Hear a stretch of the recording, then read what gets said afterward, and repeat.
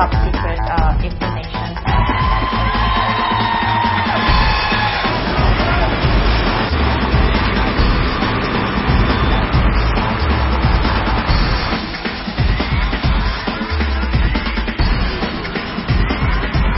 And it was the Lady G-Men taking a 60-48 win.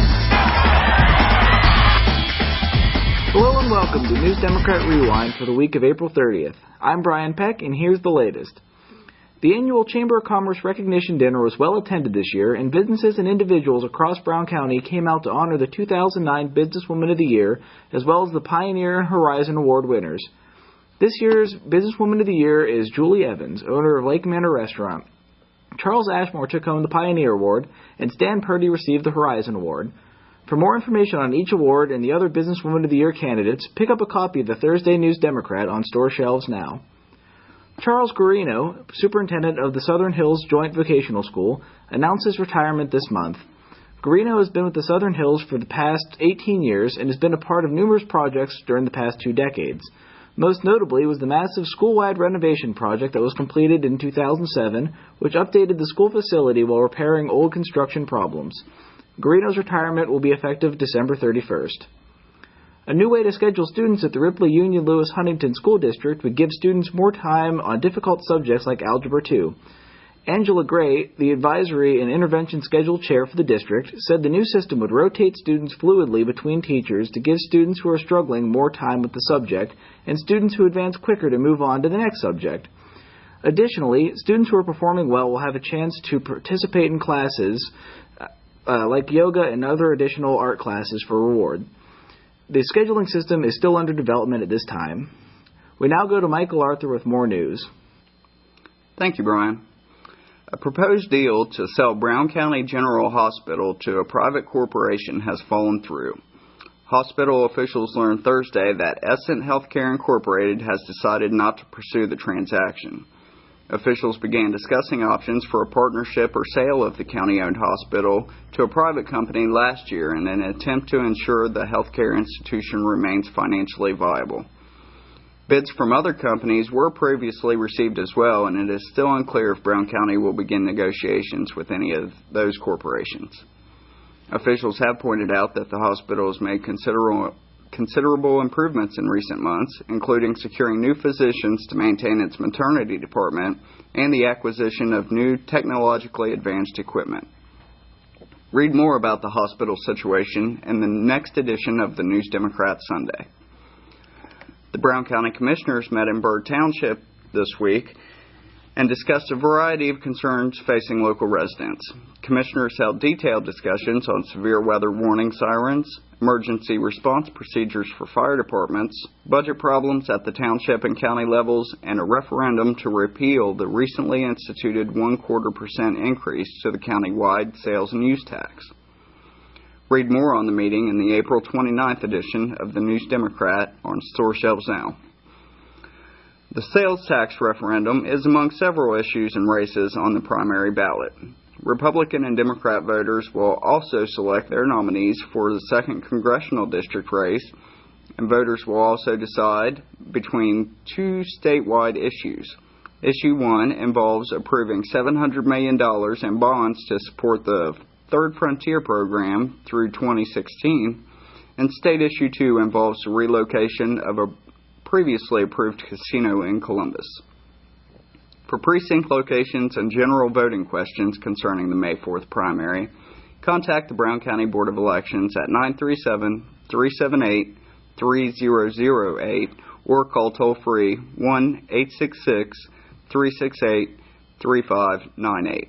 Don't forget to vote. Now we go to Wade with sports. Thanks, Michael. We're headed towards our final weeks of high school spring sports.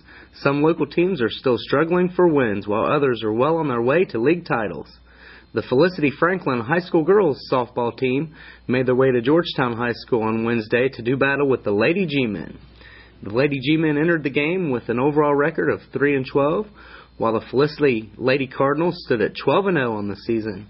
Upholding their flawless record, the Lady Cardinals claimed a 7-0 victory over Georgetown, moving to 13-0. Pitching for the win was Felicity's standout sophomore Montana Ware.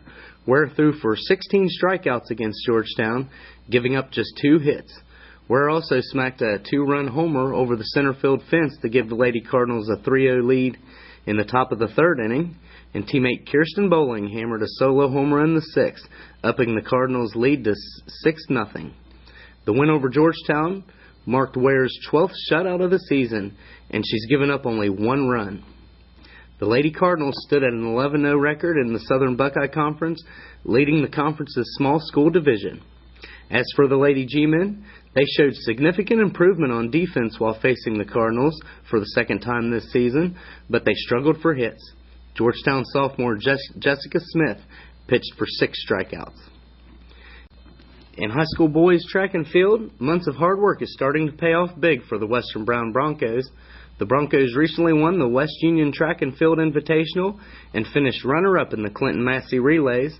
Western Brown's Mac Tudor won the shot put event and the discus throw at the West Union Invite. Tudor recently set a 25-year-old record in the shot put event with a throw of 52 feet 6 inches at the Western Brown Invitational. Logan Sutherland brought the Broncos a first-place finish in the 1,600-meter run, while teammate Brady Patrick finished 2nd in the event. Sutherland also won the 800-meter run, and Patrick took 1st in the 3,200-meter run while competing at West Union. The Ripley Blue Jays high school baseball team is hoping to slide out of last place in the Southern Hills League before the season concludes, but luck wasn't on their side this week.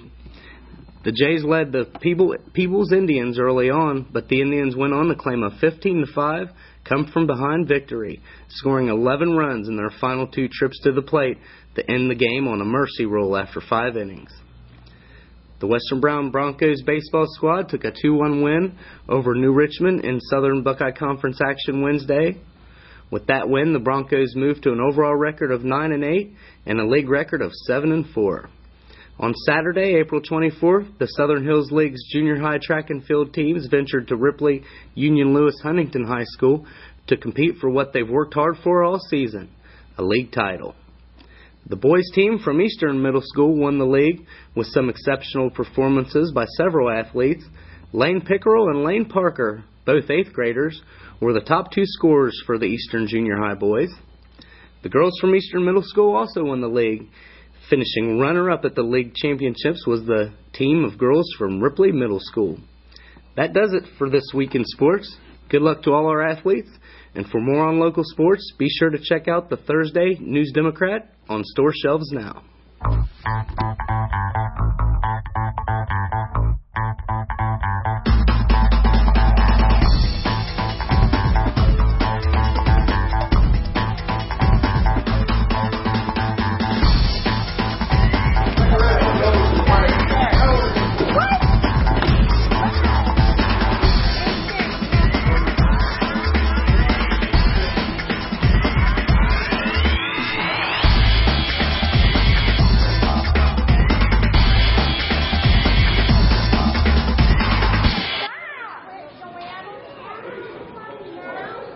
So, everybody, get his boots fixed and these fixed.